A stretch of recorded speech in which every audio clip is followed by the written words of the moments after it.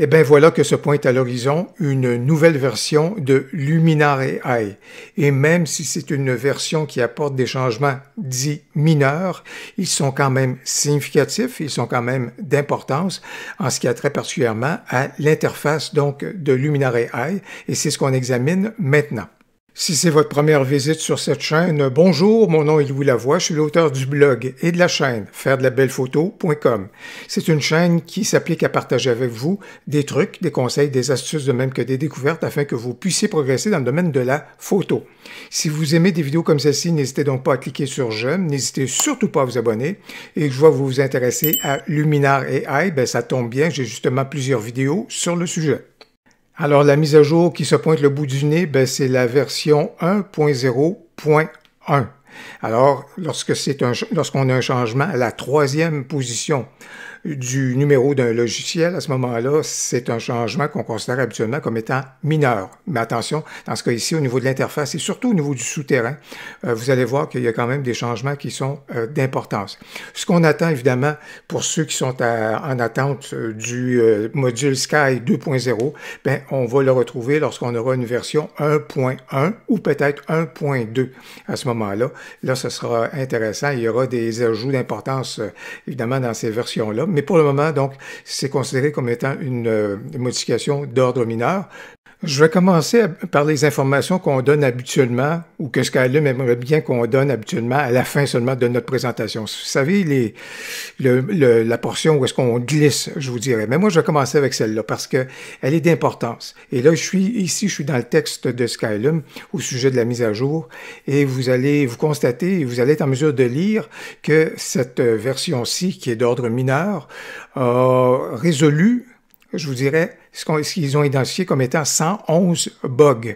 Mais ce qui est plus important encore, c'est de lire que ça vient à ce moment-là solutionner 11 bugs majeurs qui étaient au niveau de l'environnement Mac et 7 bugs majeurs qui étaient au niveau de l'environnement Windows. Évidemment, ces bugs-là ont fait en sorte que l'expérience que vous avez pu vivre avec Luminar a comporté son lot de difficultés. Bien entendu, ces bugs-là pouvaient porter sur la stabilité de l'application à ce moment-là et des réactions, des fois, qui étaient tout à fait imprévues. Donc, des bugs, bien entendu.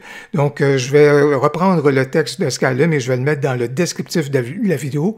Vous serez en mesure d'en prendre pleinement connaissance.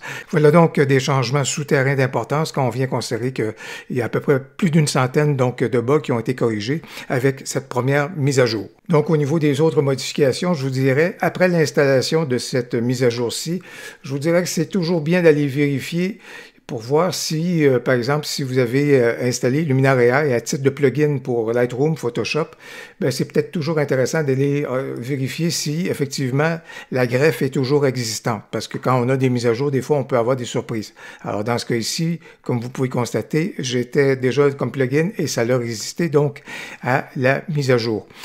Première des choses comme modification, ben ça va être plus fluide un tout petit peu de passer des propositions de modèles à d'autres. Vous vous souvenez, avant, on avait une espèce de curseur dans le bas ici qu'on devrait manœuvrer. Maintenant, vous allez être en mesure de passer des propositions de modèles grâce aux flèches qui se retrouvent à cet endroit-là.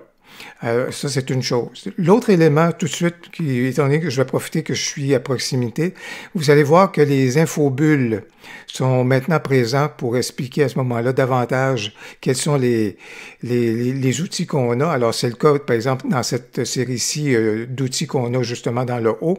Et vous allez également le retrouver un tout petit peu ailleurs. Donc, ça va être intéressant, je vous dirais. Si on bascule du côté de l'édition, une grande modification au niveau de l'ergonomie. Alors, auparavant, vous aviez des classeurs avec les outils et vous aviez le classeur pour les outils créatifs, portrait, professionnel et professionnel également, donc créatif et puis évidemment les outils de base. Ben maintenant, vous constatez que tous les outils se retrouvent à la suite les uns des autres. Alors ça, c'est vraiment une modification. Et je vous dirais que, par exemple, les outils ici ont également un petit peu bougé, en particulier au niveau de l'historique. Ben, il devient beaucoup plus évident. Il est ici tout à fait dans le haut, ce qui veut donc dire que c'est facilement accessible à ce moment-là et c'est beaucoup plus intéressant de pouvoir le faire. Ce qui est évidemment aussi, ce que je vais porter à votre attention, c'est qu'au niveau de l'outil virage, juste ici, ben, on a changé la configuration. En fait, l'ergonomie de l'outil s'apparente maintenant aux autres outils. Donc, ça, c'est tout à fait correct. Mais ici, c'est le virage partiel que vous connaissez bien. Donc, la nature de l'outil n'a pas du tout changé. C'est juste au niveau de son ergonomie que ça va avoir changé. Je vous dirais également, si on bascule du côté de masquage local et qu'on veut ajouter, par exemple, un masque local au niveau de nos éléments, ben, ici, il y a des précisions. Je pense qu'également, au niveau des termes, des fois, il subsistait encore quelques termes en anglais, des fois quand on commençait à se promener dans certains outils. Maintenant, on a revu l'interface usagée pour s'assurer donc des termes en français pour tout cela. Et je vais juste vous rappeler que si jamais, par exemple, vous avez ouvert un outil de masque local et vous voulez évidemment supprimer celui-ci, ben, il faut revenir à ce moment-là sur l'icône tout à fait au début, juste là, pour effectivement supprimer ce masque local-là. Si je reviens dans mes outils juste ici, je vous dirais également une petite chose qui a été ajoutée, c'est que si jamais vous voulez ajouter des photos ou si vous voulez des répertoires de photos, quand vous allez cliquer là-dessus, c'est pas un changement à la fonctionnalité, mais c'est juste qu'on a doté, si vous voulez, l'interface d'icônes juste ici à ce moment-là pour que ce soit beaucoup plus clair que dans ce cas-ci, on ajoutait le dossier d'une photo, tandis qu'ici, on ajoutait une image unique. Alors, c'est un ajout donc qui a été fait au niveau donc de l'interface. Au final, je vous dirais également qu'on retrouve maintenant sur le site de Skylum un guide d'aide, un manuel d'aide en ligne au niveau de Luminar AI qui m'apparaît fort bien fait et aussi avec un outil de recherche. Ben, bravo, voilà qui va donc accélérer donc nos recherches au niveau justement de l'aide en ligne pour ce qui est de Luminar AI. Vous allez retrouver le lien dans le descriptif de la vidéo pour ce manuel d'aide en ligne. Mais écoutez, j'espère que cette vidéo vous sera utile et vous permettra de faire vos premiers pas dans cette nouvelle version de Luminar AI d'une façon efficace et fluide. Si vous avez aimé la vidéo, n'hésitez donc pas à cliquer sur j'aime et surtout n'hésitez pas à commenter. J'ai toujours beaucoup de plaisir à vous lire. Au plaisir, à la prochaine.